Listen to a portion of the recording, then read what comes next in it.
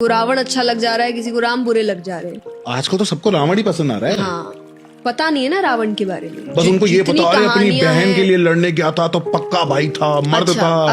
अब ये हो गई डिमांड। इस भाई ने बहन के पति को मारा था और किसी को ये भी नहीं पता शूर्पणखा ने सब प्लानिंग करके रावण को मरवाने के लिए किया था। जब उन्होंने पहली बार श्री राम को देखा था वन में, क्योंकि वो उनके एरिया में थे शूर्पणखा के, उसने देखा, उन्होंने शक्ति देखी, वो समझ गई यही है जो इसको खत्म कर सकता है। इसलिए वो जानबूझ के उनके पास गई। फिर वो सारे कथाएं हुई, फिर वो अपने भाई के पास आई, फिर भाई को भड़काया कि उनके साथ जो पत्नी है वो अति सुंदर है, वो तो लंका की महारानी होनी चाहिए।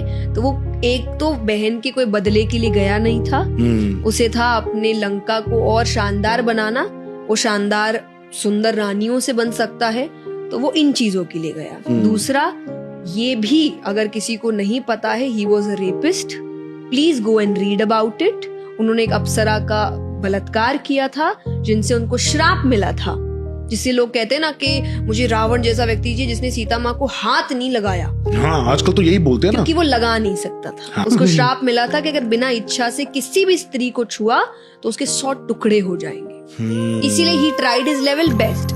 उन्होंने राम जी का रूप भी लिया सीता माता के सामने कि वो उस बहकावे में आके अपने आप को समर्पित कर दे। उन्होंने ये भी अफवाह फैलाई कि राम जी तो मर गए हैं युद्ध में। हाँ। कि अब बेचारी हार के अपने आप को समर्पित कर ले, पर अपनी मर्जी से एक बार समर्पित हो गई तो हो गई मेरी। तो ये बातें लोगों को पता नहीं है, पढ़ते नहीं है, तो उनको गलत चीजें सही लगने लग जाती है और सही चीजें। बट देन भी से कलयुग आ रहा है। एक और बात बोलते हैं लोग कि राम जी तो वन में थे, तो वो जब शूर्पणखा आई थी, वो जो हिरण था, हिरण का क्या करने गए थे? शिकारी तो करने गए थे। जी नहीं, उन्होंने कहा था मैं अयोध्या लेके जाऊंगी, इतना सुंदर है सीता माता ने। फिर जब वो बहुत देर तक नहीं आया तब राम जी समझ गए थे कि ये हिरण नहीं है, इसीलिए उन्होंने एंड में तीर चलाया, समझने के बाद कि ये हिरण नहीं है, ये कुछ मायावी है।